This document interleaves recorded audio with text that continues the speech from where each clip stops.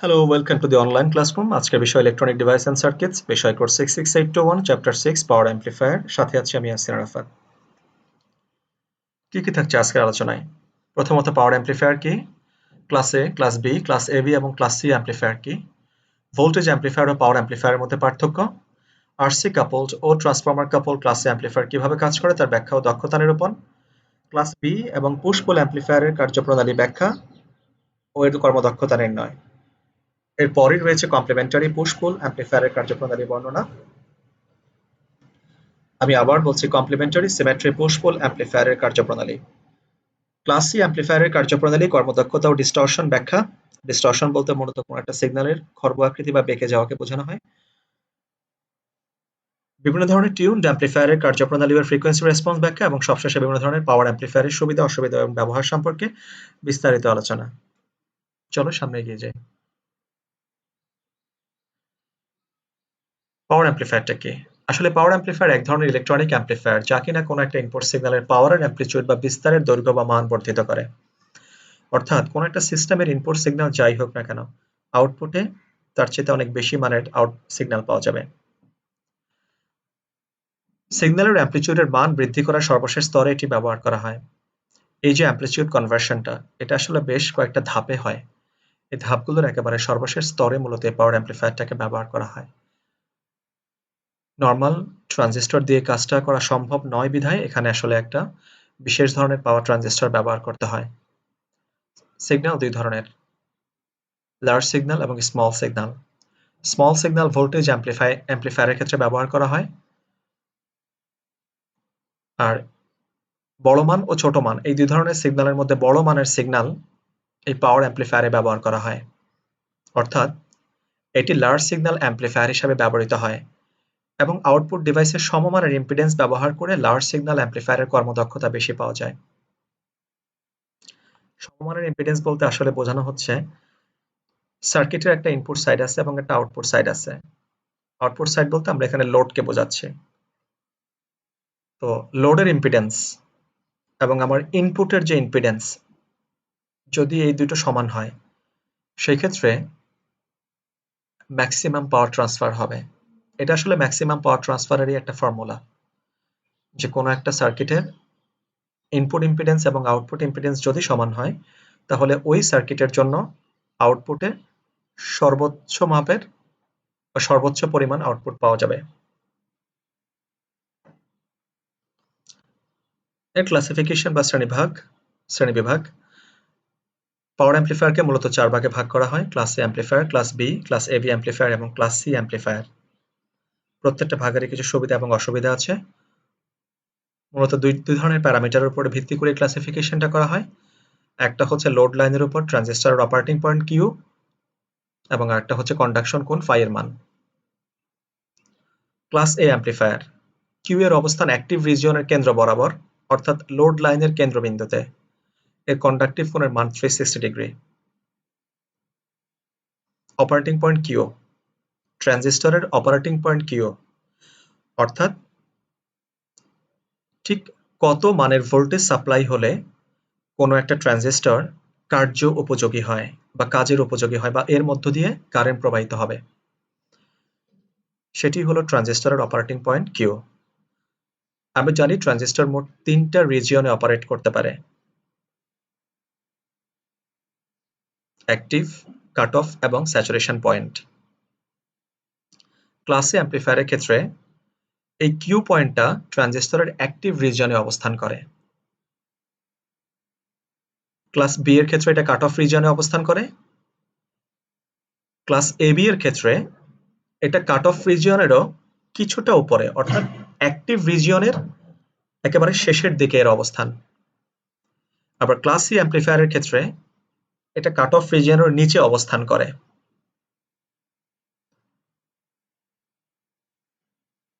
Conductive কোণ সম্পর্কে আমরা আমাদের পরবর্তী যে আলোচনাগুলো আছে, সে আলোচনায় যখন বিস্তারিতভাবে বিষয়টি উঠে আসবে, তখন এই কন্ডাকটিভ কোণের মানটা তোমাদের কাছে আর অনেক বেশি স্পষ্ট হবে। যাই হোক, সব ধরনের অ্যাম্প্লিফায়ারেরই কিছু সুবিধা এবং অসুবিধা আছে। ক্লাস এ অ্যাম্পলিফায়ার যেটা কভার করতে পারে না, ক্লাস বি অ্যাম্পলিফায়ার দিয়ে সেটাকে কভার করানো হয়। অনুরূপভাবে ক্লাস এ এবং বি এদের দ্বারা যে ধরনের সুবিধাগুলো পাওয়া সম্ভব হয়ে ওঠে না, তা পাওয়ার জন্য আবার ক্লাস এবি কে ব্যবহার করা হয়, এবং একইভাবে class C amplifier.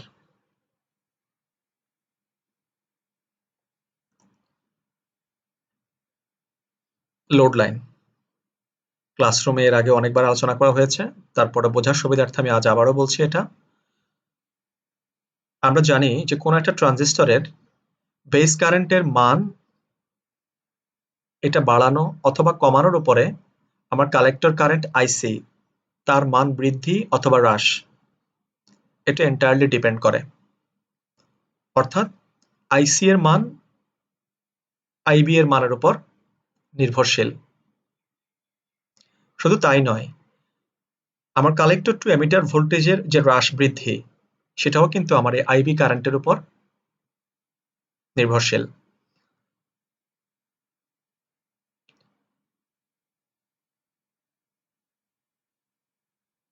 Zero signal state অর্থাৎ কোনো একটা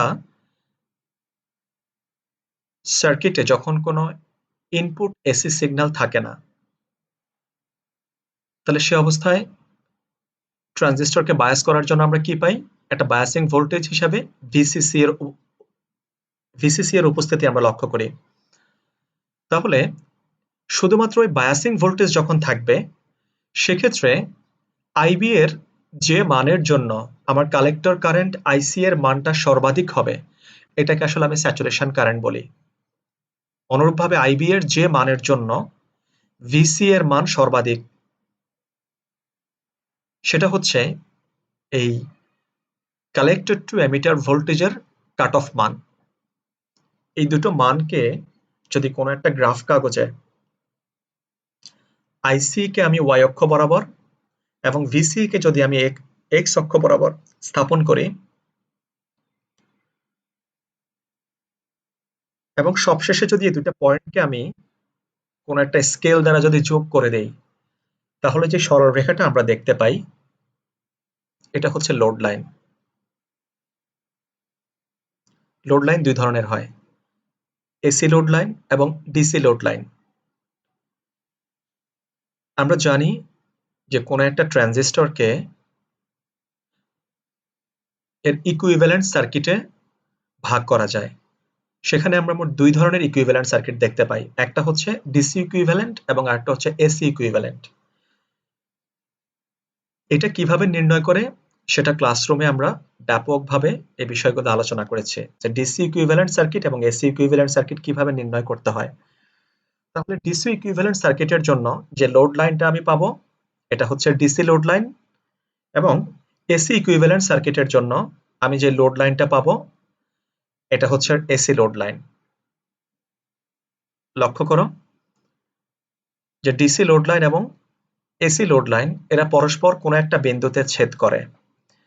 এই যে এদের পরস্পর ছেদবিন্দু, এই বিন্দুটাই হচ্ছে কিউ পয়েন্ট বা ট্রানজিস্টরের অপারেটিং পয়েন্ট কিউ।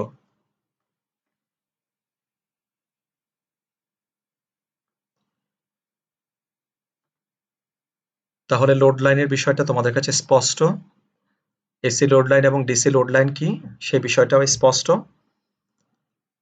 অপারেশন বিন্দু কিউ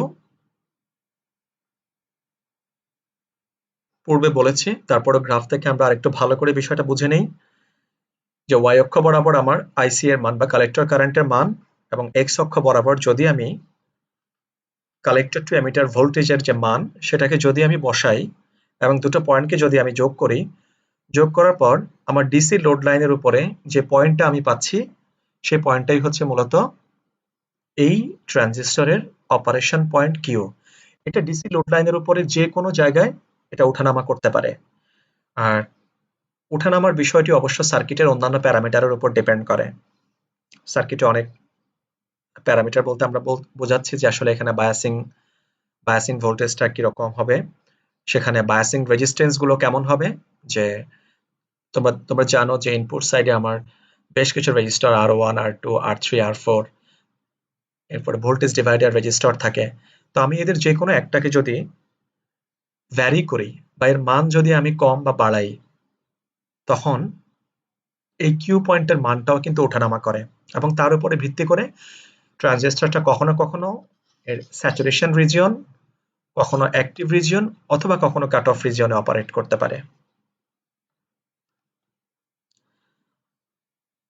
তো আসো এবার ক্লাসে অ্যাম্প্লিফায়ার কি এর সম্পর্কে আমরা আরেকটু বিশদভাবে জানার চেষ্টা করি। ডান দিকে যে সার্কিটটা আছে এটা লক্ষ্য করলে আমরা দেখতে পাই যে এখানে আসলে শুধুমাত্র একটা পাওয়ার ট্রানজিস্টর ব্যবহার করা হচ্ছে, আর এর কারণে নামকরণ হচ্ছে যে এটা একটা single stage class A amplifier.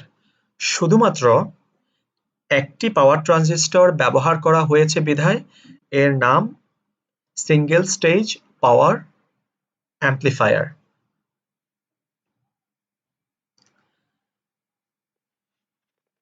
শিক্ষার্থী বন্ধুরা একটু লক্ষ্য করে দেখো যে এর আউটপুটটা কিন্তু সরাসরি কালেক্টর থেকে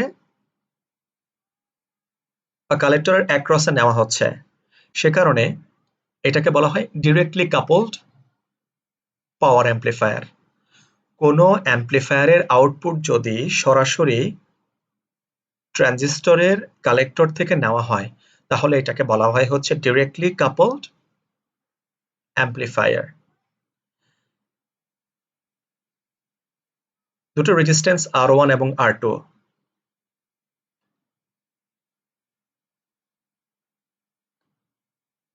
দুটো ক্যাপাসিটর C1 এবং CE, এগুলোর ভিন্ন ভিন্ন নাম রয়েছে,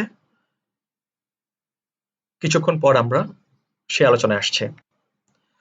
তো আমরা একটু দেখি যে এটি একটি single stage directly coupled amplifier. শুধুমাত্র একটি পাওয়ার ট্রানজিস্টর ব্যবহার করা হয়েছে বিধায় একে সিঙ্গেল স্টেজ এবং আউটপুট সরাসরি ট্রানজিস্টর থেকে নেওয়া হয়েছে বিধায় একে ডিরেক্টলি কাপলড অ্যাম্প্লিফায়ার বলে। রেজিস্টর এবং ক্যাপাসিটরের সমন্বয়ে তৈরি বিধায় একে আরসি কাপলডও বলা হয়। তাহলে আরসি কাপলড কেন বলা হচ্ছে? যে এখানে শুধুমাত্র রেজিস্টর এবং ক্যাপাসিটর ব্যবহার করা হয়েছে, কোনো ইন্ডাক্টর বা কোনো ট্রান্সফরমারের উপস্থিতি এতে নেই, সে কারণে আসলে একে আরসি কাপলড পাওয়ার অ্যাম্প্লিফায়ারও বলা হয় একে। এই প্রকার অ্যাম্প্লিফায়ারের কর্মদক্ষতা কম এবং এটা থিওরিটিক্যালি ম্যাক্সিমাম 50% পর্যন্ত হতে পারে, বাস্তবে আসলে অনেক সময় তাও পাওয়া পসিবল হয় না। আর এই থিওরিটিক্যালি ম্যাক্সিমাম 50% পাওয়ার জন্য একটা শর্ত আছে, সেই শর্তটা হলো যে এর ইম্পিডেন্স ম্যাচিং হতে হবে। এর ইম্পিডেন্স ম্যাচিংটা কি? আমি আগেও বলেছি যে এর ইনপুট সাইডে যে ইম্পিডেন্স এবং আউটপুট সাইডের যে ইম্পিডেন্স সে দুটো সমান হতে হবে, শুধুমাত্র তখনই আমরা এর ম্যাক্সিমাম আউটপুটটা পাবো। ইনপুট এসি চক্রের পুরো সময় জুড়েই আউটপুটে কালেক্টর কারেন্ট পাওয়া যায় এবং এর কন্ডাকশন কোণের মান 360 ডিগ্রি। এই কথাটার অর্থ কি?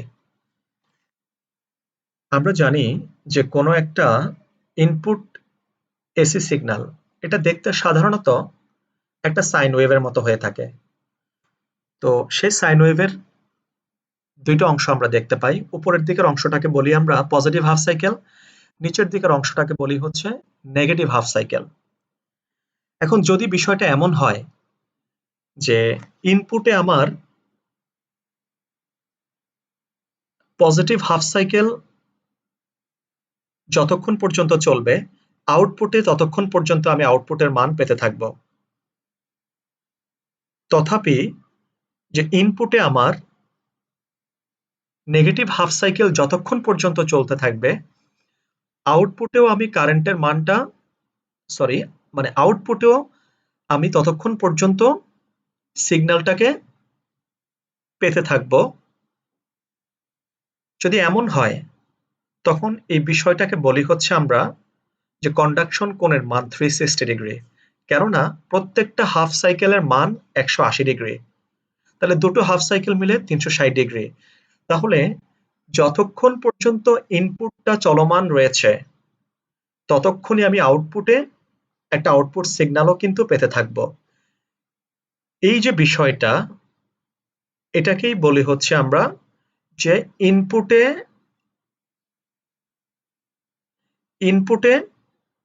সিগন্যালের মানের জন্য আউটপুটে আউটপুট সিগন্যাল।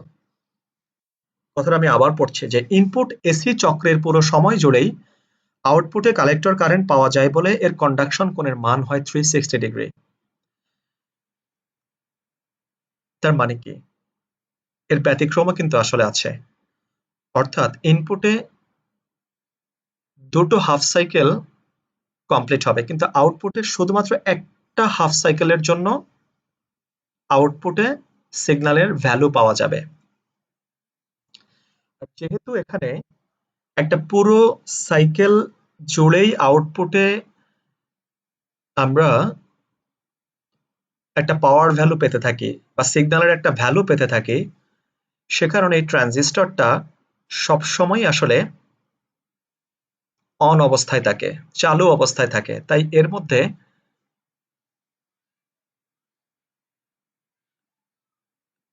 যে তাপ উৎপাদন, অর্থাৎ এই ট্রানজিস্টরের মধ্যে সবসময় একটা তাপ উৎপাদিত হতে থাকবে। এবং আমরা জানি যে আসলে এনার্জি কখনো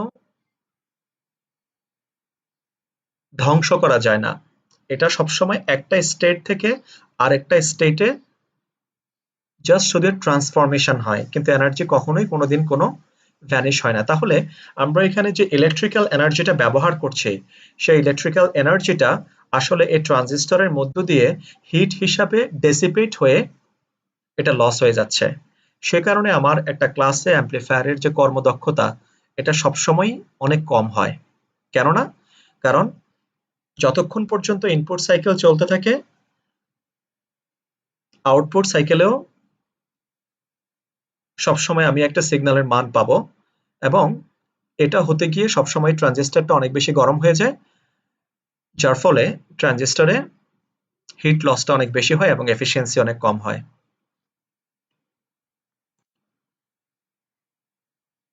আচ্ছা, তো পূর্বের স্লাইডে আমি ট্রানজিস্টর রেজিস্টার R1, R2 এবং বায়াসিং রেজিস্টার এবং আমি রেজিস্ট্যান্স RE এর কথা বলেছি। এই R1, R2 এগুলোকে আসলে বলা হয় পোটেনশিয়াল ডিভাইডার রেজিস্টার। এর মধ্যে R2 এর আরেকটা বিশেষ নাম হচ্ছে, এটা হচ্ছে বায়াসিং রেজিস্টার। অর্থাৎ এই রেজিস্টারের মানটাকে কম বা বৃদ্ধি করে আমি কোন একটা ট্রানজিস্টরের কিউ পয়েন্টকে অ্যাক্টিভ রিজিয়ন অথবা স্যাচুরেশন রিজিয়ন অথবা কাট অফ রিজিয়নে আমি এটা উঠানামা করতে পারি। সে কারণে R2 এর আরেকটা নাম হচ্ছে, এটা একটা বায়াসিং রেজিস্টার। এবং RE টা হচ্ছে এমিটার বাইপাস রেজিস্টার, যা মূলত সার্কিট স্টেবিলাইজেশনের জন্য ব্যবহার করা হয়। অর্থাৎ সার্কিটটাকে স্টেবল রাখার জন্য মূলত এই RE নামক রেজিস্টার, মানে এমিটার এন্ডে আমি যে রেজিস্টারটা ব্যবহার করছি সেই রেজিস্টারটার নাম হচ্ছে RE রেজিস্টার। তাহলে এটাকে মূলত বাইপাস রেজিস্টার হিসেবে ব্যবহার করা হয় এবং এটা সার্কিটকে স্টেবিলাইজ করে। আর C1 ও C2 টা হচ্ছে আমার কাপলিং ক্যাপাসিটর। তাহলে C1 এর কাজ কি? C1 এর কাজ হচ্ছে ইনপুট এসি সিগন্যালকে ট্রানজিস্টরের বেজের সাথে সংযুক্ত করে, এবং C2 ক্যাপাসিটরটা আসলে আউটপুটের সাথে লোড রেজিস্টারকে সংযুক্ত করে। একটু লক্ষ্য করে দেখো, এই ছবিতে আসলে আমার আইসি ক্যাপাসিটরটাকে দেখানো হয়নি। সরি, এখানে আমার C2 ক্যাপাসিটরটাকে আসলে দেখানো হয়নি। C2 ক্যাপাসিটরটা হচ্ছে মূলত এখানে এর ব্যবহারটা মূলত এই যে কালেক্টর এন্ডে যে আউটপুট, এই আউটপুটেই হচ্ছে মূলত এর ব্যবহারটা। তাহলে এ কি করবে? এ আসলে আমার আউটপুটটাকে লোডের সাথে কানেক্টিভিটি তৈরিতে হেল্প করবে। C1 রেজিস্টারের আরেকটি বিশেষ পরিচয় হচ্ছে যে C1 এটাকে একটা লিমিটিং ক্যাপাসিটরও বলে।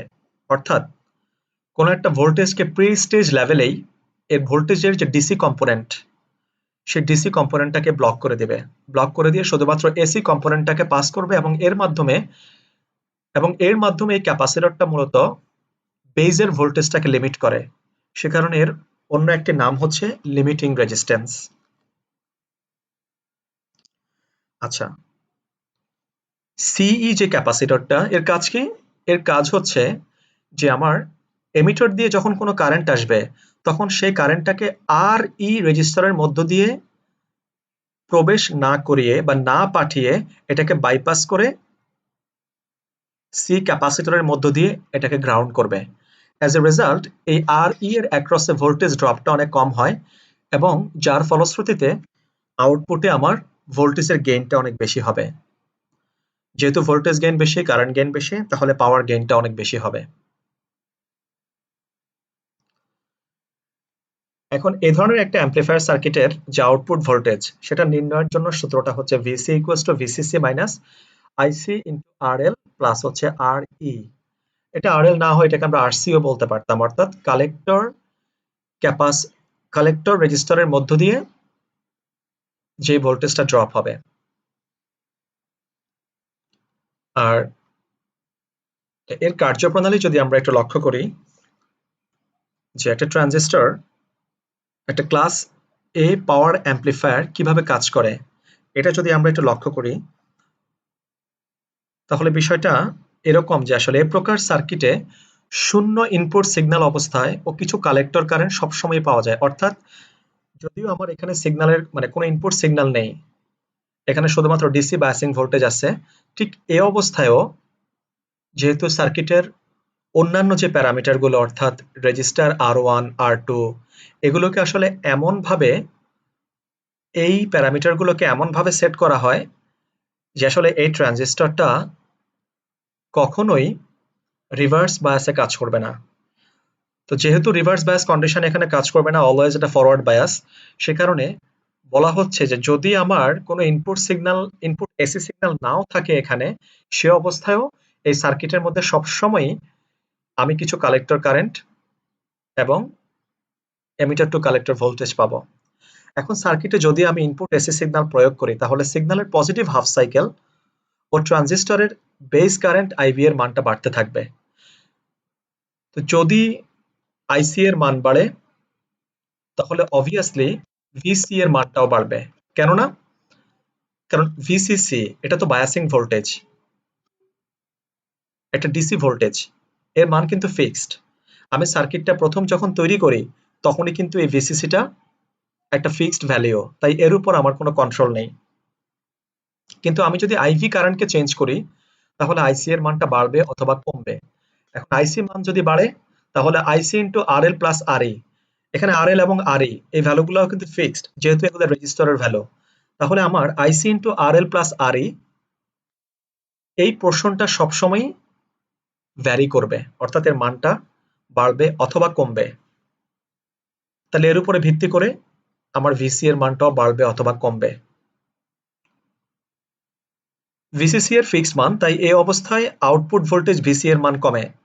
এসি সিগন্যালের নেগেটিভ হাফ সাইকেলে আইভি কারেন্টের মান কমতে থাকে, ফলে আইসি এর মানও কমতে থাকে, কিন্তু আউটপুট ভোল্টেজ ভিসি এর মান বেড়ে যাবে। ফলশ্রুতিতে আউটপুটে ইনপুটের অবিকল একটি বর্ধিত সিগন্যাল পাওয়া যাবে। এখানে ইনপুট ও আউটপুট সিগন্যালের মাঝে একটি ইনভার্সন বা বিপরীত সম্পর্ক বিরাজ করে। অর্থাৎ ক্লাস এ অ্যাম্পলিফায়ারের ক্ষেত্রে ইনপুট সিগন্যালটা দেখতে যেমন হবে, আউটপুট সিগন্যালটাও দেখতে একই রকম হবে, কিন্তু এদের ফেজ অ্যাঙ্গেলটা ডিফারেন্স হবে। ফেজ অ্যাঙ্গেলটা ডিফারেন্ট হবে এই কারণে, কারণ আমি আইভি কারেন্টকে যখন বাড়াই তখন ভিসি এর মানটা কমে। তো ভিসি এর মানটা যখন কমে, তাহলে একদিকে বাড়া আরেকদিকে কমা, এটাকে আমরা বলি হচ্ছে ইনভার্সন রিলেশনশিপ, একটাকে বাড়ালে অন্যটা কমে। তাই আমরা যদি আউটপুটের গ্রাফটা একটু লক্ষ্য করি, সেখানে দেখতে পাবো যে ইনপুট ইনপুট আমার মানে সিগন্যালের ইনপুটটা যেমন, আউটপুটটা শুরু হয় ঠিক তার উল্টা দিকে। এই জিনিসটাকে বলে হচ্ছে আমরা 180 ডিগ্রি আউট অফ ফেজ। তাহলে শিক্ষার্থী বন্ধুরা, আমরা এই বিষয়টা খুব ভালো করে ক্লিয়ার হলাম যে আসলে ক্লাসে অ্যাম্পলিফায়ারে ইনপুট এবং আউটপুট কিভাবে কাজ করে। এবার আমরা এর কিছু সুবিধা এবং অসুবিধা দেখব। সুবিধাটা হচ্ছে যে সিগন্যাল ডিস্টরশন এবং নয়েজ কম, এটাই ক্লাস এ অ্যাম্পলিফায়ারের বিগেস্ট অ্যাডভান্টেজ, এবং এ কারণেই মূলত ক্লাস এ অ্যাম্পলিফায়ারের যতটুকু ব্যবহারই আছে না কেন, শুধুমাত্র এটা এর এই বৈশিষ্ট্যটার জন্যই এই ক্লাস এ অ্যাম্পলিফায়ারটাকে ব্যবহার করা হয়, যে এতে সিগন্যাল ডিস্টরশন এবং নয়েজ কম। এর তাপীয় স্থায়িত্বের মান বেশি। আউটপুট সিগন্যালে জোড় হারমোনিক কম্পোনেন্ট বিদ্যমান। হারমোনিক কম্পোনেন্ট কি? এটা আসলে হচ্ছে যে তুমি আমি আমরা যে ধরনের সিগন্যালগুলো নিয়ে সবসময় ক্লাসে আলোচনা করি, আসলে আমরা এটা খুব স্ট্রেট ফরওয়ার্ড একটা সিগন্যালকে আমরা এখানে দেখাই। কিন্তু এই সিগন্যালটার মধ্যে মানে এই সিগন্যালটাকে আরো বেশ কয়েকটা ভাগে ভাগ করা যায়। এই সিগন্যালটাকে যদি কোনো একটা সিগন্যাল স্প্লিটার দিয়ে ভাগ করা যায়, তাহলে দেখা যায় যে এতে এই সিগন্যালের আরো বেশ কয়েকটি অংশ আছে।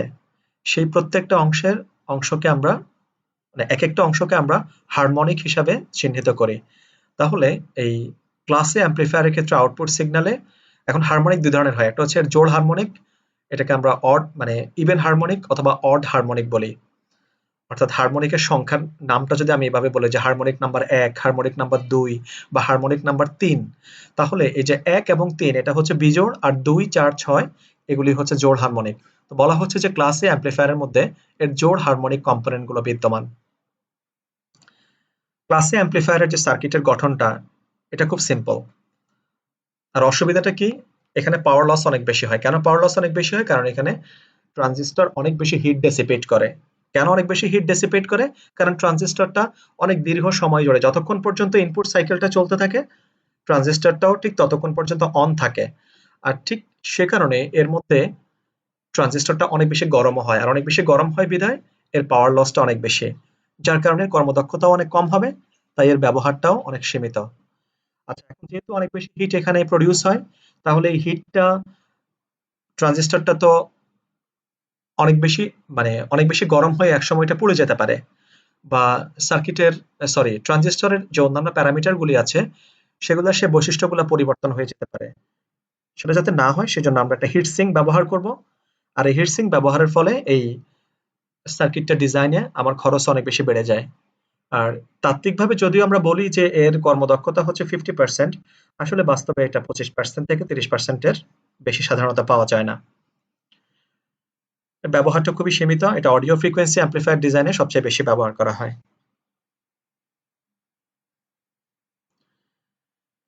আচ্ছা, তাহলে আমি কিছু একটু আগে আমি দেখেছি যে একটা কি বলে একটা ক্লাসে অ্যাম্প্লিফায়ার সাধারণত 25% থেকে 30% এর মতো এর আউটপুটটা হয়। এখন আমি চাচ্ছি যে আউটপুটটাকে আর কিভাবে আর বাড়ানো যায় বা এর কর্মদক্ষতাটাকে কিভাবে আরো বাড়ানো যায়। সে বাড়ানোর জন্য আমি নতুন একটা টেকনিক এপ্লাই করব। এটা ট্রান্সফর্মার কাপলড টেকনিক, বা যেটাকে আমরা বলি ট্রান্সফর্মার কাপলড ক্লাসে অ্যাম্প্লিফায়ার। কিচ্ছু না, জাস্ট আমি ট্রানজিস্টরের যে কালেক্টর এন্ড সেই কালেক্টর এন্ডে কিছুক্ষণ আগে আমি একটা রেজিস্ট্যান্স আমি এখানে ব্যবহার করেছি। এখন এই রেজিস্ট্যান্সের বদলে আমি আউটপুটটাকে একটা ট্রান্সফরমারের থ্রুতে নেব। এটা কোনো বড় ট্রান্সফরমার না। এটা অনেক ছোট একটা ট্রান্সফরমার, এবং আমরা অনেকেই আমাদের বাসাবাড়িতে যে ধরনের অডিও অ্যাম্প্লিফায়ার ইউজ করি বা ছোট, ছোট অডিও অ্যাম্প্লিফায়ার যেগুলো আমরা রেডিওর ক্ষেত্রে দেখতে পাই, সেখানে আমরা দেখি যে এর লোডের অ্যাক্রস এ সবসময় ছোট একটা ট্রান্সফরমার থাকে। চুম্বকের মতো কি যেন একটা অংশ থাকে। তো আসলে এই জায়গাটাই এটাই হচ্ছে মূলত আমার ট্রান্সফরমার, এবং এটা ইউজ করার বা এটা ব্যবহার করার মূল উদ্দেশ্যটাই হচ্ছে একটা, যে আসলে আমি ম্যাক্সিমাম আউটপুটটা পেতে চাচ্ছি। এখন ম্যাক্সিমাম আউটপুট কখন আমি পাবো? যখন আমার ইম্পিডেন্স ম্যাচিং হবে। ইম্পিডেন্স ম্যাচিং বলতে সার্কিটের ইনপুট ইম্পিডেন্স এবং আউটপুট ইম্পিডেন্স। তো দেখো এখানে আউটপুটের দিকে আমি একটা লোড ব্যবহার করেছি, এটা হচ্ছে RL লোড। এখন এই RL লোডটাকে যদি কোনোভাবে আমি একটা ট্রান্সফরমারের, তোমরা জানো যে একটা ট্রান্সফরমারের ২ টা প্রান্ত থাকে বা ২ টা কুণ্ডলী থাকে। একটা হচ্ছে প্রাইমারি কুণ্ডলী এবং আরেকটা হচ্ছে সেকেন্ডারি কুণ্ডলী। তাহলে যদি আমি সেকেন্ডারি কুণ্ডলীর মধ্যে এই লোডটাকে আমি এড করি, এবং আমার পুরো সার্কিটের যে ইনপুট ইম্পিডেন্সটা আছে সেটাকে যদি আমি এই ট্রান্সফরমারের প্রাইমারি লোডের সাথে যদি আমি এড করতে পারি, এবং প্রাইমারি কুণ্ডলী বলি আর সেকেন্ডারি কুণ্ডলী বলি, সেখানে আমরা কি করি এগুলো হচ্ছে, আমি আর্মের কথা বলতেছি, আসলে মূলত আর্ম ট্রান্সফরমারের দুটো আর্মের কথা বলতেছে। সে আর্মের মধ্যে আমরা তার পেঁচাই। তো তার পেঁচানোর মধ্য দিয়ে সেখানে আমরা এটাকে প্রাইমারি ওয়াইন্ডিং বলি এবং এটাকে সেকেন্ডারি ওয়াইন্ডিং বলি।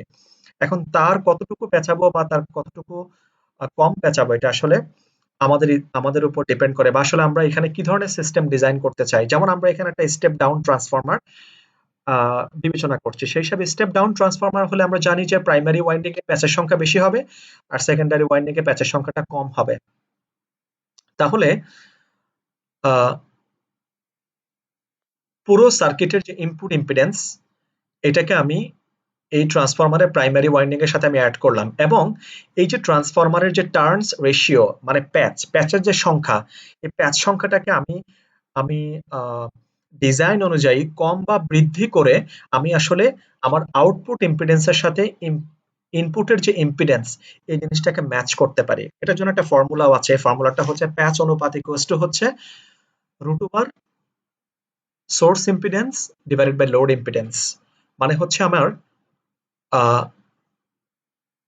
সোর্স ইম্পিডেন্স বলতে আমি বোঝাচ্ছি আসলে আমার ইনপুটের দিকে আমার ইম্পিডেন্স কত, আর লোড ইম্পিডেন্স বলতে আমি বোঝাচ্ছি আমার আউটপুট সাইডে আমার ইম্পিডেন্স কত।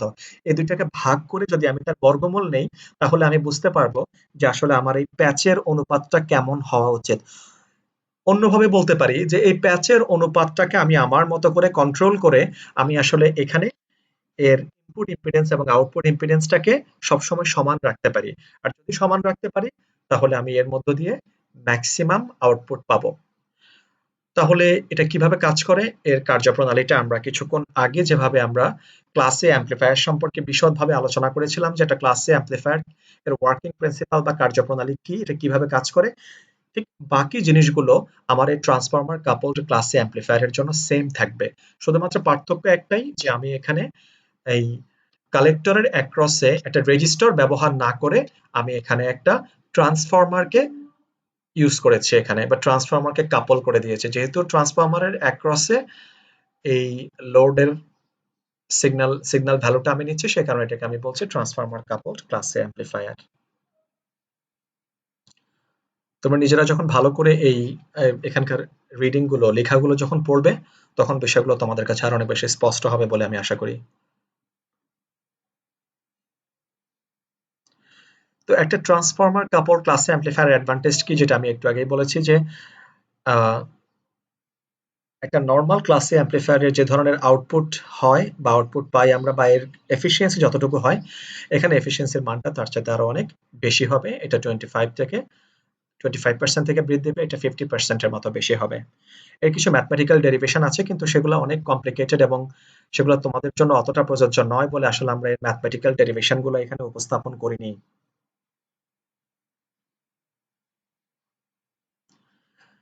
আচ্ছা, তাহলে আমরা এখনো পর্যন্ত কিন্তু আমাদের যে ডিজায়ার্ড এফিসিয়েন্সি বা কর্মদক্ষতা, সেটা কিন্তু আমরা পাইনি।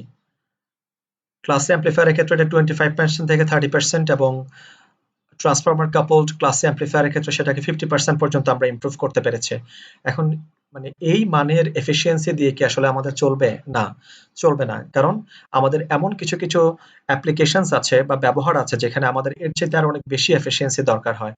সেই ধরনের এফিসিয়েন্সির জন্য আমরা নতুন কিছু কনসেপ্ট ইন্ট্রোডিউস করতেছি, সেগুলো হচ্ছে পুশ এবং পুল অ্যাম্প্লিফায়ার। তো পুশ এবং পুল অ্যাম্প্লিফায়ার কিভাবে কাজ করবে এর একটা স্ট্র্যাটেজি আছে।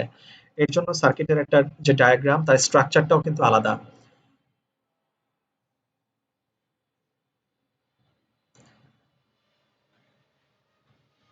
তো একটা ক্লাস বি পুশ পুল অ্যাম্প্লিফায়ারের যে সার্কিট ডায়াগ্রাম, এটা লক্ষ্য করলে আমরা দেখতে পাচ্ছি যে এখানে আসলে ক্লাস এ অ্যাম্প্লিফায়ারে যেরকম শুধুমাত্র একটা পাওয়ার ট্রানজিস্টর ব্যবহার করা হয়েছে, এখানে একের পরিবর্তে আসলে দুইটা পাওয়ার ট্রানজিস্টর ব্যবহার করতে হয়, একটা Q1 ট্রানজিস্টর এবং আরেকটা হচ্ছে Q2 ট্রানজিস্টর। এছাড়াও এখানে আরো দুইটা কাপলিং ট্রানজিস্টর ব্যবহার করা হয়, একটা ইনপুট সাইডে এবং আরেকটা হচ্ছে আউটপুট সাইডে। এই যে Q1 এবং Q2 ট্রানজিস্টর, এই দুটো 180 ডিগ্রি অ্যাঙ্গেলে অবস্থান করে। সেক্ষেত্রে আমরা দেখতে পাই এই 80 ডিগ্রি আসলে অ্যাঙ্গেল অবস্থানটা এই জন্যই জরুরি, যে আসলে প্রথম ট্রানজিস্টর Q1 তার যে আমার এমিটার, সেই এমিটারের সাথে আসলে আমি Q2 যে ট্রানজিস্টর, সেটার একটা এটাকে আমি জয়েন করব, একটার সাথে আরেকটাকে আমি কাপল করব বা যুক্ত করব। যুক্ত করে এর যে কমন পয়েন্ট, সেই কমন পয়েন্ট থেকে আমি একটা বায়াসিং ভোল্টেজ এখানে অ্যাপ্লাই করব। সেই বায়াসিং ভোল্টেজ অ্যাপ্লাই এর মাধ্যমে এই ট্রানজিস্টর গুলোকে আমি আসলে কার্য উপযোগী করব। এবং আউটপুটটা আমি কিভাবে নিব? এই আউটপুটটা নিব আমি প্রথম যে ট্রানজিস্টর এবং দ্বিতীয় যে ট্রানজিস্টর, এদের যে কমন টার্মিনাল, অর্থাৎ এদের যে কালেক্টর, সেই কালেক্টর, অর্থাৎ সবকিছু আসলে কি, সবকিছু আসলে ক্লাসে অ্যাম্প্লিফায়ারের মতোই। শুধুমাত্র এখানে একটা ট্রানজিস্টরের পরিবর্তে দুটো ট্রানজিস্টরকে ব্যবহার করা হয়েছে। ক্লাস সি অ্যাম্পলিফায়ারের ক্ষেত্রে আমরা যেভাবে কালেক্টর থেকে আমাদের আউটপুটটাকে নিয়েছি, এখানেও আমরা এই দুটো ট্রানজিস্টরকে আমরা একটা ট্রান্সফরমারের প্রাইমারি ওয়াইন্ডিং এর মাধ্যমে মূলত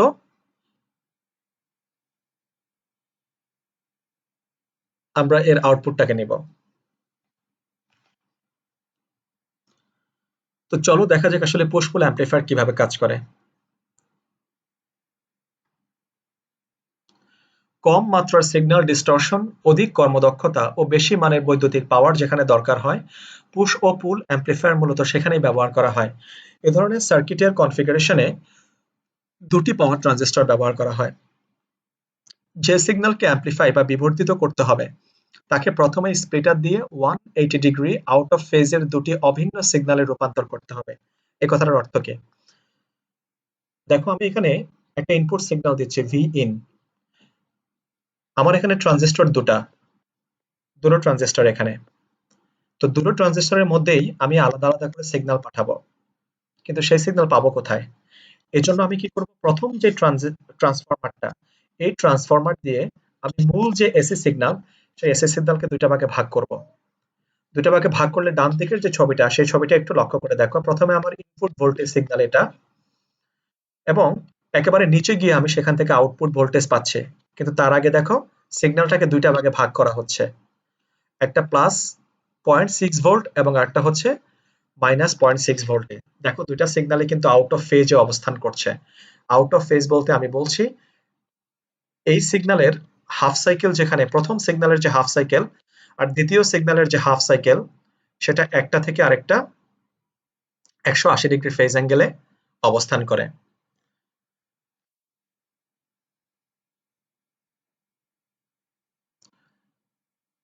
স্প্লিটিং এর কাজটি সাধারণত ইনপুট কাপলিং ট্রান্সফরমার দিয়ে করা হয়। ইনপুট কাপলিং ট্রান্সফরমারটিকে এমনভাবে কাজ করানো হয় যাতে একটি সিগন্যাল প্রথম ট্রানজিস্টরের জন্য এবং আরেকটি সিগন্যাল দ্বিতীয় ট্রানজিস্টরের জন্য ইনপুট হিসাবে কাজ করে।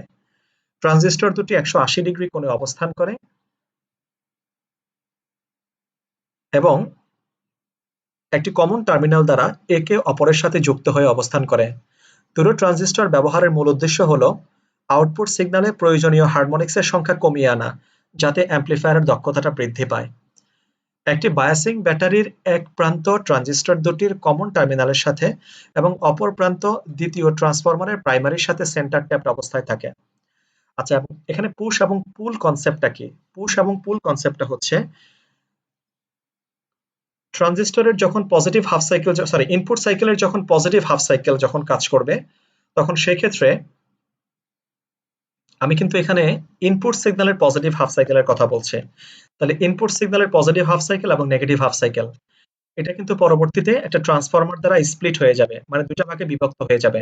দুইটা ভাগে বিভক্ত হয়ে একটা পূর্ণাঙ্গ সিগন্যাল তৈরি হবে, যেটা প্লাস 0.6 ভোল্টের এবং আরেকটা হচ্ছে মাইনাস 0.6 ভোল্টের। এখন ইনপুট সিগন্যালের পজিটিভ হাফ সাইকেল যখন কাজ করবে, তখন আসলে প্রথম ট্রানজিস্টরের মধ্য দিয়ে পজিটিভ হাফ সাইকেল যাবে আর দ্বিতীয় ট্রানজিস্টরের মধ্য দিয়ে নেগেটিভ হাফ সাইকেল যাবে। সেক্ষেত্রে প্রথম ট্রানজিস্টরটা আমার ফরওয়ার্ড বায়াস হিসাবে কাজ করবে আর দ্বিতীয় ট্রানজিস্টরটা আমার রিভার্স বায়াস হিসাবে কাজ করবে। তাই দ্বিতীয় ট্রানজিস্টর দিয়ে মূলত কোনো কারেন্ট যাবে না, কিন্তু প্রথম ট্রানজিস্টর যেহেতু ফরওয়ার্ড বায়াসড, তাই এর মধ্য দিয়ে আমার কারেন্ট প্রবাহিত হবে।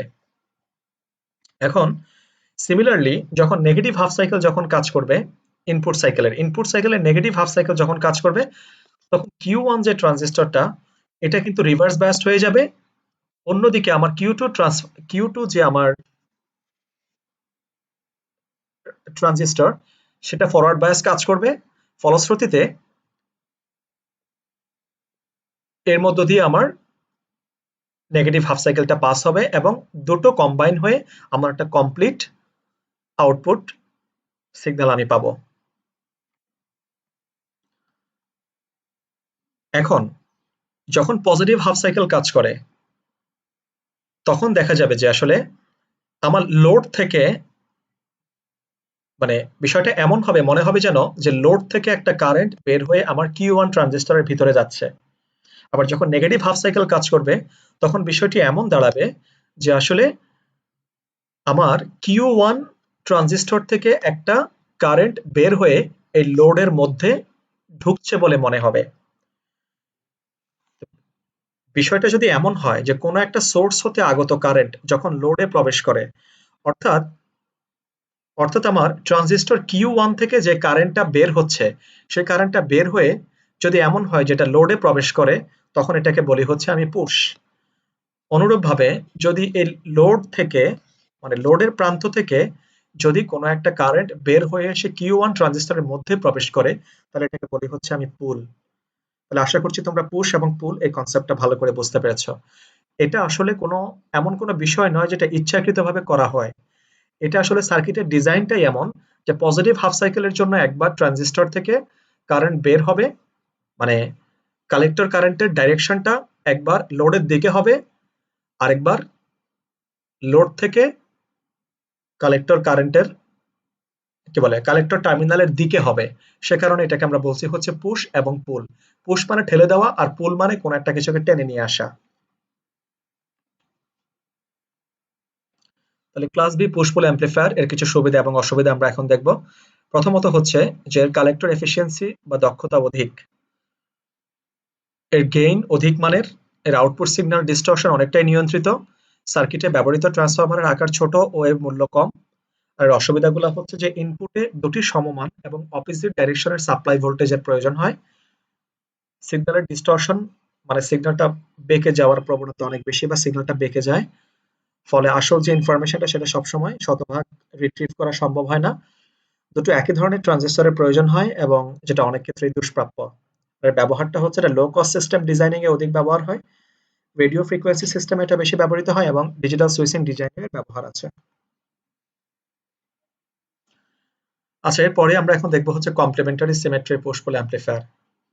এটা একটু আগে যে আমরা পুশ পুল অ্যাম্পলিফায়ার সম্পর্কে যে ধরনের আলোচনা করেছি সবকিছুই সেম থাকবে, শুধুমাত্র এটাকে সিমেট্রি বলা হয় এই কারণে যে আসলে এখানে দুটো ট্রানজিস্টরই একই উপাদান দ্বারা তৈরি হতে হবে। অর্থাৎ একটা ট্রানজিস্টর যদি সিলিকন দ্বারা তৈরি হয়, তাহলে অন্য ট্রানজিস্টরটাও আমাকে সিলিকন দ্বারাই তৈরি করতে হবে। এবং এর আলাদা বিশেষত্ব হচ্ছে যে এখানে বায়াসিং এর জন্য আলাদা আলাদা ভোল্টেজ ব্যবহার করা হচ্ছে, একটা VCC1 এবং আরেকটা হচ্ছে VCC2। এবং এখানে বায়াসিং রেজিস্টারও আলাদা। সে বায়াসিং রেজিস্টার গুলো হচ্ছে যেমন প্রথম ট্রানজিস্টরটাকে বায়াস করার জন্য দুটো রেজিস্টার R1 এবং R2 ব্যবহার করা হয়, এবং Q2 ট্রানজিস্টরটাকে বায়াস করার জন্য দুটো রেজিস্টার R3 এবং R4 ব্যবহার করা হয়। C1 মানে প্রথম ক্যাপাসিটর 1, ইনপুট ক্যাপাসিটর 1 এবং ইনপুট ক্যাপাসিটর 2 এগুলো কি?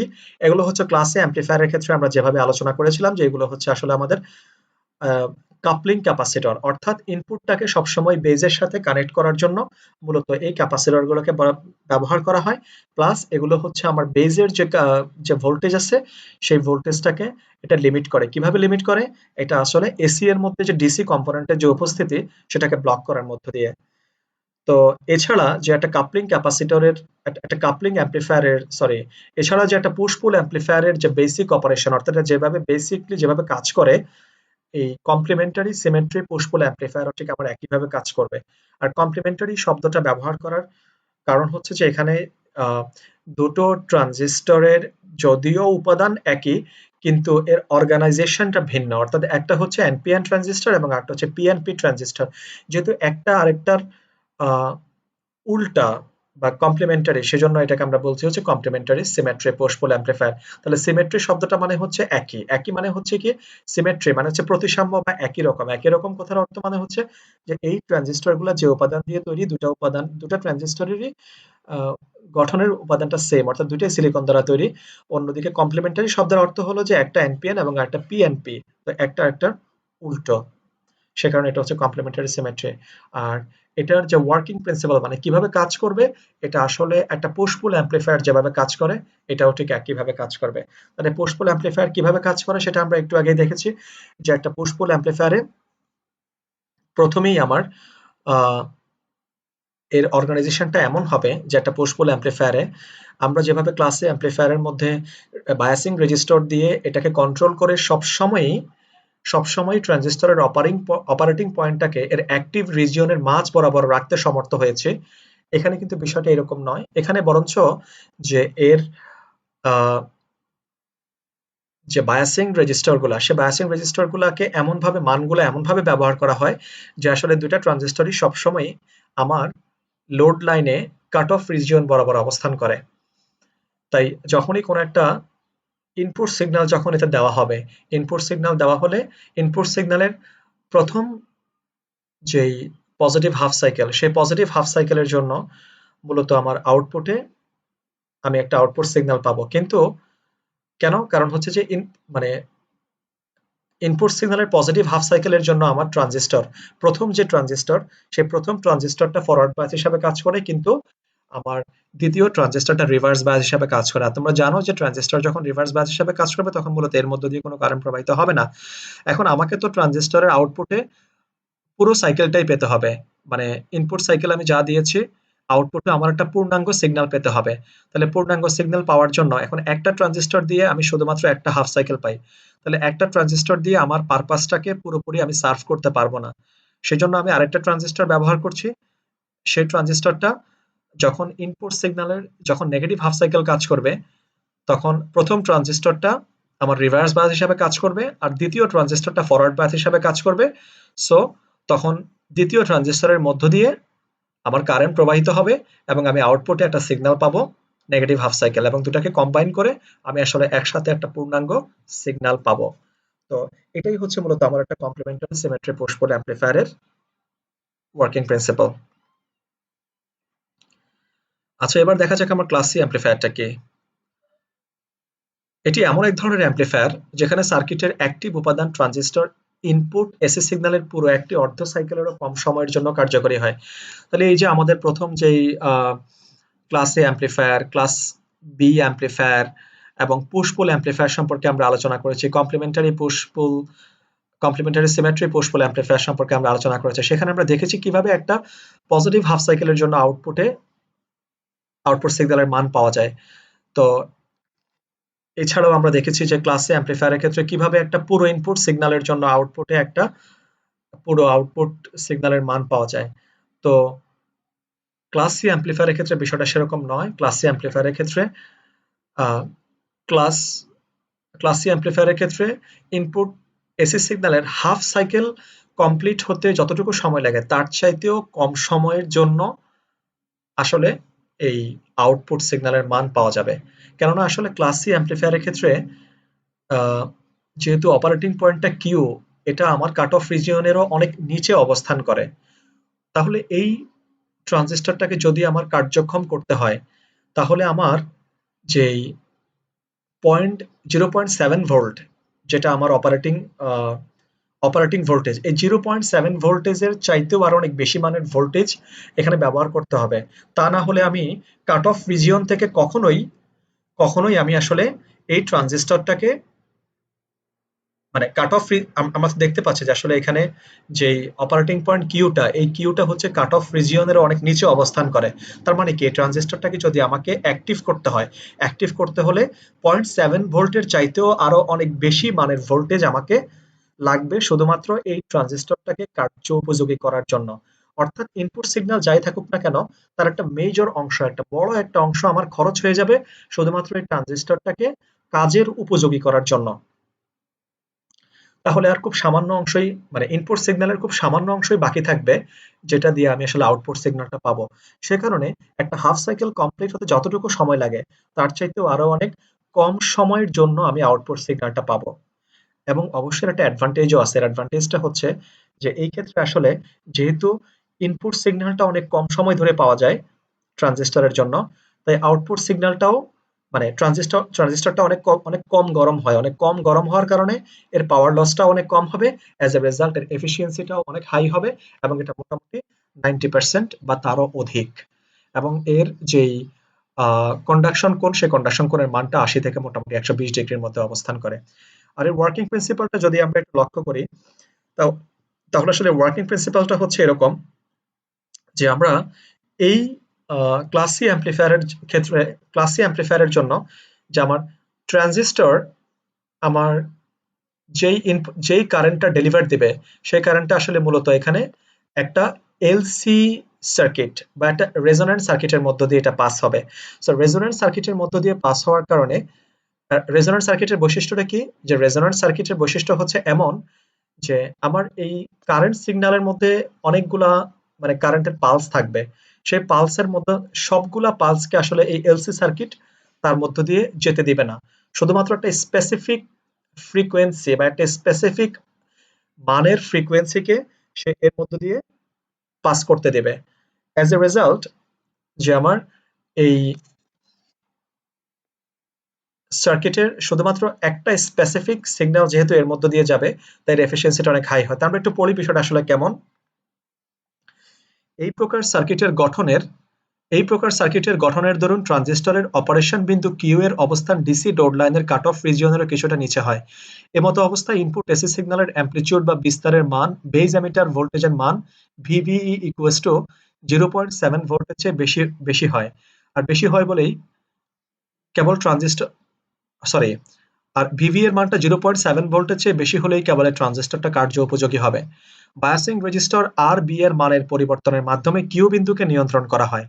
ট্রানজিস্টরকে কার্য উপযোগী করার জন্য ইনপুট সিগন্যালের বেশিরভাগ ভোল্টেজ প্রয়োজন হয় বিধায় ইনপুট সিগন্যালের খুবই অল্প মানের জন্য আউটপুট সিগন্যাল পাওয়া যায়।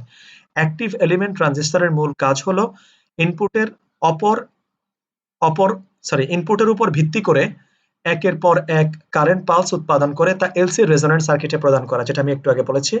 আসলে আমার এখানে অ্যাক্টিভ এলিমেন্ট বলতে ট্রানজিস্টরকে বোঝানো হচ্ছে। এখন ট্রানজিস্টরের মূল কাজটা কি? ট্রানজিস্টরের মূল কাজ হচ্ছে একের পর এক সে কারেন্ট পালস প্রডিউস করবে এবং সে কারেন্ট পালস প্রডিউস করে সেগুলাকে আমার এলসি রেজোন্যান্ট সার্কিটের মধ্যে সেগুলাকে ডিস্ট্রিবিউট করবে এবং ডিস্ট্রিবিউট করলে সেখানকার যে ইন্ডাক্টর এল ও ক্যাপাসিটর সি এর মানটাকে আমরা এমন ভাবে নির্ণয় করব যাতে করে ইনপুট সিগন্যালের ফ্রিকোয়েন্সির জন্য রেজোন্যান্ট সার্কিটের একটা কম্পন সৃষ্টি হয় এবং কম্পনটা ঠিক তখনই হবে যখন আমার ওই যে ট্রানজিস্টর থেকে আমার যে ধরনের সিগন্যাল পাঠানো হচ্ছে তার কম্পাঙ্কের সাথে যদি আমার এলসি সার্কিটের যে কম্পাঙ্ক সেই কম্পাঙ্ক যদি মিলে যায় তখনই শুধুমাত্র এই এল এবং সি ক্যাপাসিটর এখানের মধ্যে একটা একটা কম্পাঙ্ক বা এর মধ্যে একটা রেজোন্যান্স বা একটা কম্পাঙ্কের সৃষ্টি হবে। রেজোন্যান্ট সার্কিট যেহেতু কেবলমাত্র একটা নির্দিষ্ট মানের কম্পাঙ্কের জন্যই কাঁপে, তাই ওই নির্দিষ্ট কম্পাঙ্ক ছাড়া অন্য সকল কম্পাঙ্ক এখানে অ্যাটেনুয়েটেড মানে আটকা পড়ে যাবে বা বাদ পড়ে যাবে এবং উপযুক্ত টিউন দ্বারা মানে টিউন মানে আমি বলতে চাচ্ছি এখানে একটা টিউন সার্কিট দ্বারা বা টিউন লোড দ্বারা আমি এই প্রয়োজনীয় সিগন্যালটাকে বেছে নেওয়া হবে। অর্থাৎ আউটপুটটা আমি যে ধরনের চাই ঠিক ওই স্পেসিফিক মানের ওই ওই ফ্রিকোয়েন্সি সম্বলিত ওই আউটপুটটাই শুধু আমি পাবো। তাহলে এখানে একটা টিউন লোড ব্যবহার করা হচ্ছে। টিউন লোডের কাজই হচ্ছে এটা যে প্রয়োজনীয় অংশটাকে রেখে অপ্রয়োজনীয় অংশটাকে বাদ দিয়ে দেওয়া। এখন ক্লাস সি অ্যাম্পলিফায়ারের কিছু সুবিধা এবং অসুবিধা আছে। প্রথমত এটাতে উচ্চ মানের ফ্রিকোয়েন্সি, তাই মানে আমি এখানে একটা হাই ফ্রিকোয়েন্সি পাই। সেই হাই ফ্রিকোয়েন্সি পাওয়ার জন্য সাধারণত যে রেডিও ফ্রিকোয়েন্সিগুলি সাধারণত যেটা আমরা মানে টেলিকমিউনিকেশন বা আরো অন্যান্য কিছু সেক্টর আছে যেমন টেলিভিশন, এরপরে রেডিও, এফএম রেডিও, এই সমস্ত জায়গাগুলোতে দেখা যাচ্ছে যে আমরা অনেক হাই ফ্রিকোয়েন্সি ব্যবহার করি। তো সে সমস্ত জায়গাতে আসলে আমার এই ক্লাস সি অ্যাম্পলিফায়ারটা ব্যবহার করার জন্য অনেক বেশি উপযোগী। ক্লাস সি অ্যাম্পলিফায়ারটা আকারে ছোট হয়, এর কর্মদক্ষতাটা অনেক বেশি হয়। অসুবিধাটা হচ্ছে যে এর লিনিয়ারিটি কম। আসলে লিনিয়ারিটি কি এই বিষয়গুলো সম্পর্কে ক্লাসে আমি আলোচনা করেছিলাম তোমাদের সাথে। অডিও অ্যাপ্লিকেশনে ব্যবহার উপযোগী নয়, মানে যেহেতু এখানে আমি অনেক হাই ফ্রিকোয়েন্সি নিয়ে কাজ করতেছি, তা আমরা সাধারণত অডিও অ্যাপ্লিকেশন এটাকে ব্যবহার করতে পারি না এবং ইন্টারফারেন্স বা সিগন্যাল এখানে গোলযোগটা বেশি হয়। ইন্টারফারেন্স বা সিগন্যালের গোলযোগটা বেশি। আর ব্যবহারটা হচ্ছে RF oscillator, RF amplifier, FM transmitter, tuned amplifier এবং উচ্চমানের ফ্রিকোয়েন্সি সম্পন্ন রিপিটার। রিপিটারের কাজ হচ্ছে সিগন্যালকে জেনারেট করা। কখনো যদি কোনো সিগন্যালের স্ট্রেংথ যদি দুর্বল হয়ে যায় তাহলে সেই সিগন্যালের স্ট্রেংথটাকে বাড়ানোর জন্য তখন একটা রিপিটার ব্যবহার করা হয় যাতে করে সিগন্যালটা কোনোভাবে হারিয়ে না যায়। কারণ সিগন্যাল হারিয়ে গেলে তখন সেখান থেকে আমরা কমিউনিকেশনটাকে প্রপারলি করতে পারবো না। সে কারণে একটা রিপিটার ব্যবহার করতে হয়। এই ধরনের উচ্চ ফ্রিকোয়েন্সি সম্পন্ন রিপিটারে এই ক্লাস সি এর ব্যবহারটা অনেক বেশি হয়। ওয়েল, এটা আমরা এখন টিউনড অ্যাম্পলিফায়ার দেখব। আসলে টিউনিং শব্দটা কি? টিউনিং একটা ইংরেজি শব্দের অর্থ হলো নির্বাচন করা। তো বিভিন্ন মানের কম্পাঙ্ক হতে অন্য মানের কম্পাঙ্কগুলোকে বাদ দিয়ে যখন শুধুমাত্র একটা নির্দিষ্ট মানের কম্পাঙ্ক নির্বাচনের প্রয়োজন হয় তখন যে প্রক্রিয়ায় কাজটি করা হয় এটাকে বলা হয় হচ্ছে টিউনিং প্রক্রিয়া। আর যে অ্যাম্পলিফায়ারের মাধ্যমে এই কাজটা করা হয় এটাকে বলা হয় টিউনড অ্যাম্পলিফায়ার। আর যে সার্কিটে এই প্রক্রিয়াটা সম্পন্ন করা হয় এটাকে বলা হয় টিউন সার্কিট। যেটা নিম্নের সার্কিটে আমরা তোমাদেরকে দেখিয়েছি। সবকিছুই আগের মতো থাকবে। সবকিছুই আমরা যে একটা ক্লাস এ অ্যাম্পলিফায়ার দেখেছি আমরা, সেই ক্লাস পুরো গঠনটা ক্লাস এ অ্যাম্পলিফায়ারের মতো। তো বিশেষ করে বিশেষ করে এর যে ক্লাস এ অ্যাম্পলিফায়ার বলতে আমরা যে ট্রান্সফর্মার কাপলড যে ক্লাসে অ্যাম্পলিফায়ার দেখেছি, এখানে এক্স্যাক্টলি আমরা এই টিউনড অ্যাম্পলিফায়ারের ছবিটা তাই দেখতে পাচ্ছি। তো শুধুমাত্র এখানে একটা ক্যাপাসিটর ব্যবহার করা হচ্ছে, এখানে এল এবং সি, মানে আমরা একটা এলসি সার্কিট এখানে ব্যবহার করছি। এখানে এলসি সার্কিট, কেননা এলসি সার্কিট যদি আমি ব্যবহার না করি, এলসি সার্কিট ব্যবহার না করলে আমি এখানে একটা রেজোন্যান্ট সার্কিট পাবো না। আর রেজোন্যান্ট সার্কিট যদি আমি ব্যবহার না করি, তাহলে আমি টিউনডের যে বৈশিষ্ট্য, মানে একটা মানে সবগুলা ফ্রিকোয়েন্সি থেকে শুধুমাত্র একটা নির্দিষ্ট ফ্রিকোয়েন্সিকে বেছে নেওয়া, সেই কাজটা আমি করতে পারবো না। সেই কারণেই মূলত এখানে একটা এলসি সার্কিট ব্যবহার করা হয়েছে। এটাই হচ্ছে এখানে ক্লাস এই অ্যাম্পলিফায়ারের সাথে এখানে, বা কি বলে, এখানে ক্লাসে অ্যাম্পলিফায়ারের সাথে আমার, অথবা ট্রান্সফর্মার কাপল ক্লাসে অ্যাম্পলিফায়ারের সাথে আমার এই ক্লাস টিউনড অ্যাম্পলিফায়ারের মূল পার্থক্যটা। তাহলে যে অ্যাম্পলিফায়ারের মাধ্যমে এই প্রক্রিয়াটি সম্পন্ন হয় এগুলো বলেছি। এখন টিউনড, আমরা বলেছি এটি মূলত একটা এলসি রেজোন্যান্ট সার্কিট। তাহলে টিউনড অ্যাম্পলিফায়ারটা কি? টিউনড অ্যাম্পলিফায়ারটা হচ্ছে মূলত একটা এলসি রেজোন্যান্ট সার্কিট। তাহলে টিউন সার্কিট দুই প্রকার, একটা হচ্ছে সিরিজ টিউন সার্কিট এবং প্যারালাল টিউন সার্কিট। ছবিতে দেখানো হয়েছে যে এখানে ইন্ডাক্টরের সাথে ক্যাপাসিটরকে আমি সিরিজে কানেক্ট করেছি, আর এখানে ইন্ডাক্টরের সাথে ক্যাপাসিটরকে প্যারালালে কানেক্ট করেছি, সেই জন্য এটাকে বলা হয় হচ্ছে প্যারালাল টিউন সার্কিট। তো এখানে যে রেজোন্যান্ট ফ্রিকোয়েন্সিতে আমার সিরিজ টিউন সার্কিটের ইম্পিডেন্স এবং ইম্পিডেন্সটা কম হয়। ইম্পিডেন্সটা কম হওয়ার কারণে কারেন্টটাও বেশি হয়। ঠিক তেমনি ভাবে যে প্যারালাল সার্কিটে আমার ইম্পিডেন্সটা বেশি হয়। প্যারালাল সার্কিটে এই যে আমার এল এবং সি এই দুটা প্যারালালি কানেক্ট হওয়ার কারণে এখানে আমার ইম্পিডেন্সটা অনেক বেশি হয়। ইম্পিডেন্স অনেক বেশি হওয়ার কারণে কারেন্টের সাপ্লাইটা এখানে কম হয়। সো প্যারালাল টিউন সার্কিটের ক্ষেত্রে আমার ইনপুট যেই সিরিজ যে টিউন সার্কিট, এখানে বৈশিষ্ট্যগুলো ঠিক তার উল্টা।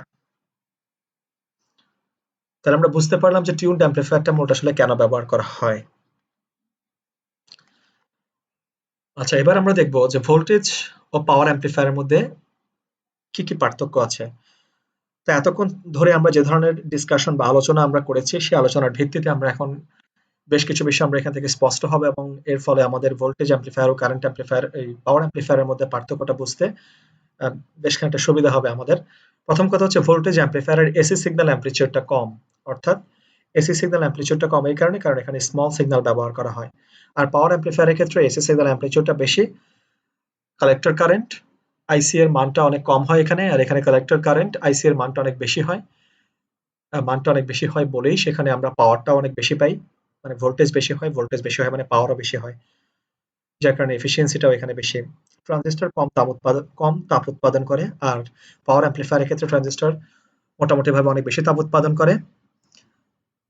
RC coupling,